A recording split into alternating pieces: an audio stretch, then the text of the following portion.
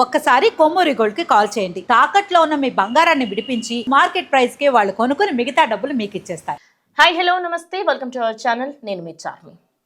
నువ్వు అసలు ఎలా సర్పంచ్ అవుతావు? అసలు సర్పంచ్కి సంబంధించి ఎన్నికలలో నువ్వు అసలు సర్పంచ్ అవ్వాలనే ఆశ కూడా నీకు ఎట్లా వచ్చింది అని చెప్పి గెలిచిన వ్యక్తి ఓడిన వ్యక్తి ఇంటికి వచ్చి ట్రాక్టర్తో చంపే ప్రయత్నం చేశాడు. ప్రజెంట్ ఇప్పుడు 5 విషమంగా ఉంది వాళ్ళ పరిస్థితి చూసుకుంటే. అసలు ఇట్లాంటి వ్యక్తులని ఏం చేయాలా అనేది ఎవ్వరికీ అర్థమవుతలేదు. అయితే ఈ సంఘటన నిజామాబాద్లోని కామారెడ్డి ఏరియాలో జరిగిందనమాట. అయితే అక్కడ బీఆర్ఎస్ లీడరు గెలిచిన తర్వాత ఎవరైతే కాంగ్రెస్ లీడర్ ఉంటాడో ఆయన దగ్గరికి పోయి ట్రాక్టర్తోని చంపే ప్రయత్నం చేసిండు. ఆల్మోస్ట్ ఆయన చేతి కూడా పోయిందని చెప్పి మనం కొన్ని వీడియోలలో చూస్తున్నాం. ఇంకోటి ఏంటంటే 5గురిని దారిపొండి వచ్చిన 5గురిని గుద్దుకుంటూ పోయిండట. వాళ్ళ పరిస్థితి ఇప్పుడు విషమంగా ఉంది. అసలు గెలిచిన వాళ్ళు ఓడిన వాళ్ళని చంపుడేంది? ఏడన్నా విన్నామా? ఓడిన వాళ్ళు గెలిచిన వాళ్ళని చంపితే ఒక తరీకు ఉంటుంది. దేనికి? అరే ఆడ ప్లేస్ కోసం చేసిండని చెప్పి ఇదేం తరీకా? గెలిచిన తర్వాత అసలు నువ్వు ఎట్లా సర్పంచ్కి పోటీ చేస్తావు? నువ్వు పోటీ చేసినందుకే నిన్ను చంపనీకి ప్రయత్నించినా అని చెప్పేసి అన్నగా తెలుస్తుంది. అయితే ప్రజెంట్ బాలరాజ్ అనే ఆ వ్యక్తి అయితే ప్రజెంట్ కొంచెం క్రిటికల్ సిచ్యువేషన్లోనే ఉన్నాడని తెలుస్తుంది. అక్కడ కామారెడ్డిలో ఆయన ఆపడానికి ఎంతమంది ప్రయత్నించారంటే అంతమంది ప్రయత్నించారు. మెయిన్ థింగ్ ఏంటంటే ఈ ఘటనలో 5గురికి సంబంధించి ప్రాణాలు ఇప్పుడు విషమంగా ఉన్నాయి. రేపటి రోజు ప్రజలలో ఖచ్చితంగా ఈ డౌట్ అనేది, ఈ భయం అనేది ఉంటుంది కదా. ఇది ఏమంటారు, నేను పోటీ చేసినందుకే ఓ మనిషిని చంపితే రేపటి రోజు నువ్వు చక్కగా ఇక్కడ ఏం చక్క పనులు చేస్తలేవు, ఈ సర్పంచ్ చక్కగా లేవు అని చెప్పేసి ఏదైనా కంప్లైంట్ ఇవ్వనిపోతే అలా నరకడన్న గ్యారంటీ ఏంది? ట్రాక్టర్ పట్టుకొని చంపుడు ఏంది? నాకు అర్థం కాదు. ఇంకా ఏ కాలంలో బతుకుతున్నారు? ట్రాక్టర్లతో చంపుడు, లేకుంటే కత్తులు తీసుకొని చంపుడు. ప్రజెంట్ అయితే అక్కడ సిచ్యువేషన్ మస్తు దారుణంగా ఉంది. ఆయనని కఠినంగా చర్యలు తీసుకోవాలని చెప్పేసి మాట్లాడుతున్నారు. అయితే ఈ వ్యక్తి ఎవరైతే ఉన్నారో ఆయన మాత్రం అక్కడి నుంచి పరారైపోయాడు. ఇప్పుడు పోలీసులు ఆయనకి సంబంధించి చూస్తూ ఆయనైతే పక్క జైలుకి పంపించే ఉద్దేశం అయితే ఉంది. అక్కడ ఆ ఊరి ప్రజలు ఎవరెవరైతే ఉన్నారో అందరూ కూర్చొని ధర్నా చేస్తున్నారు. గెలిచిన వ్యక్తి ఇట్లా బిహేవ్ చేస్తే రేపటి రోజు మా పరిస్థితి ఏంది అన్నట్టుగా మాట్లాడుతున్నారు. అయితే అక్కడున్న వాళ్ళకి ఇన్డెప్త్గా వాళ్ళతో మాట్లాడితే తెలిసింది ఏంటంటే కక్షపూరితంగానే ఈయన ఈ పని చేసిండు.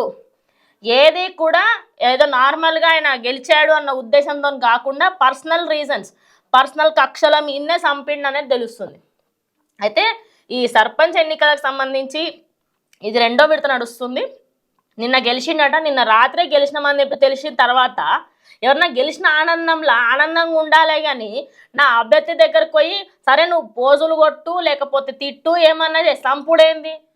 అది కూడా ట్రాక్టర్ వేసుకొని పోయి, అది కూడా ఏదో రాత్రి పూటనో అందరు పడుకున్న సమయంలో పొద్దున కాదు, మిట్ట మధ్యాహ్నం పూట అందరూ సోయిలు ఉన్న టైంలో ఈ పెద్ద మనిషి ట్రాక్టర్ని తీసుకొని పోయిన తర్వాత ఆడ ఆ విజువల్స్ చూస్తే మీకు ఖచ్చితంగా ఒళ్ళు గగురు పుడుతుంది. అంత దారుణంగా ఉన్నాయి విజువల్స్.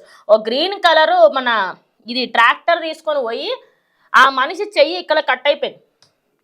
అసలు ఇట్లా చేస్తే ఒక నేత, ఒక నార్మల్గా వ్యక్తులు చేస్తున్నారంటే ఇంహితం లేకుండా చేస్తున్నారని అనుకోవచ్చు. ఓకే, అలాంటిది ఓ నేత ఇలాంటి పని చేస్తే భావితరాలకి మీరు ఏం ఎగ్జాంపుల్ ఇస్తున్నారు?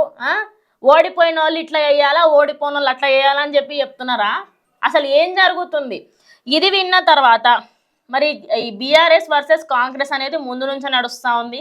బీఆర్ఎస్ వాళ్ళు ఏం చేసినా కాంగ్రెస్ వాళ్ళు, ఇంకొకటి కూడా మనకి ఇక్కడ బీఆర్ఎస్ ఓట్లకి సంబంధించి కొన్ని బ్యాలెట్ ఓట్లు ఏవైతే పేపర్లు ఉంటాయో అవి డ్రైనేజీల దగ్గర దొరికినాయి అని చెప్పి ఇంకొక వార్త నడుస్తుంది. ఇట్లా చెప్పుకుంటూ పోతే మేము ఒక మాట అంటే వీళ్ళు ఇంకో మాట అనడము, వీళ్ళు 2 మాటలు అంటే మేము 10 మాటలు అంటాము అనడము, ఇట్లనే జరుగుతుంది తప్పించి ఇంకా సర్పంచ్ ఎన్నికలకి మనిషి పానం తీసేంత ఏముంది ఇప్పటికీ కూడా అక్కడ ఉన్న వాళ్ళు ఎవరికి అర్థం అవ్వట్లేదు. ప్రజెంట్ బాలరాజు అదేవిధంగా ఇంకొక 3 హాస్పిటల్లో అడ్మిట్ అయి ఉన్నారు, సీరియస్ కండిషన్లో ఉన్నారు. ప్రజెంట్ డాక్టర్స్ అయితే ఆయనకి ఇంకొంచెం టైం పడుతుంది ఆయన నార్మల్ అవ్వడానికి అని చెప్తున్నారు. ఎవరైతే చంపడానికి ప్రయత్నించారో ఆయన అక్కడ గుద్దేసిన తర్వాత వెళ్ళి కారులో దాక్కున్నాడంట పెద్ద మనిషి. అసలు ఎట్లా తయారవుతున్నారు? ఎక్కడికి పోతున్నది సమాజం? అసలు చెప్పాల్సిన వ్యక్తి సర్పంచులు, ఎమ్మెల్యేలు, కార్పొరేటర్లు అంటే అసలు ఎమ్మెల్యేల కంటే కూడా ఎక్కువ సర్పంచ్లు కార్పొరేటర్లే పనిచేసేది. ఎందుకంటే డైరెక్ట్ మనం వెళ్ళి మాట్లాడగలిగే అంత వాళ్ళతోనే ఉంటుంది. అలాంటిది నడి రోడ్డు పైన గట్ల చంపుకుంటే ప్రజలు ఏ ధైర్యంతో నీ ముందటికి వచ్చి సమస్యలు చెప్తారు చెప్పురి? అవునా కాదా? మరి ఇట్లా ఇంత జరుగుతున్నా కూడా ఇప్పటికైతే ఏమీ రెస్పాన్స్ అయితే లేదు. మరి నేను ఖచ్చితంగా శిక్షించాలా అని చెప్పేసి అంటున్నారు. మరి మీరేమనుకుంటున్నారు? ఇలాంటి ఘటనలు జరుగుతున్నా కొద్ది ఇంకా పోతా ఉంటాయి. ఒక పెద్ద రైలు పట్టణం నడుస్తూనే ఉన్నాయి. ఒక్కరంటే ఒక్కరోజు దీన్ని ఆపాలి అనేది లేనే లేదు మనకి. మరి ఇప్పుడు ఇది నిజామాబాద్ కామారెడ్డిలో జరిగింది. ఇట్లా చిన్న చిన్న వాటికే చంపుకున్నది కాకపోతే ఇక రేపటి రోజు పరిస్థితులు ఎట్లుంటాయి అనేది మనం ఇంకా ఊహలకే వదిలేయాలన్నమాట. మరి దీని మీద మీరేమనుకుంటున్నారు? ఆ వ్యక్తికి ఎలాంటి శిక్ష పడాలని కోరుకున్నా ఖచ్చితంగా కమెంట్ చేయండి. ఇది ఇవాళ వీడియో. ఇంకో వీడియోతో మళ్ళీ కలుస్తాం.